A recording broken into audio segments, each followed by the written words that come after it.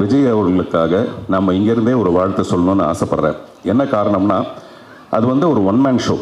தனிப்பட்ட ஒரு மனிதராக அவருக்கு அவ்வளோ பெரிய பக்கபலங்கள் எதுவுமே இல்லாமல், அவர் மேலே யாருக்குமே நம்பிக்கை இல்லாமல், ஒரு தனி மனிதனுடைய நம்பிக்கை ஜெயிச்சு இன்னைக்கு இவ்வளோ தூரம் அவர் வரும்போது நான் வரவேற்றேன் அவரை.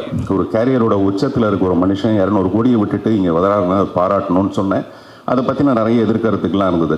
ஆனால் இன்றைக்கி கேரியரோட உச்சத்தில் இருந்து சிஎம் ஆகி இன்றைக்கி மத்தியானம் கேரியரில் சாப்பாடு எடுத்துகிட்டு வர ஒரு அரசு ஊழியர் மாதிரி காலையில் கரெக்டாக 9:30 வராரு, சாயங்காலம் வரைக்கும் இருக்கார். அதெல்லாம் ரொம்ப ஆச்சரியமாக நிறைய பேருக்கு வந்து ஒரு பிரமிப்பாக இருக்குது. வந்த 4 நாளைக்குள்ளே இவ்வளோ பண்ணுறாருன்னு.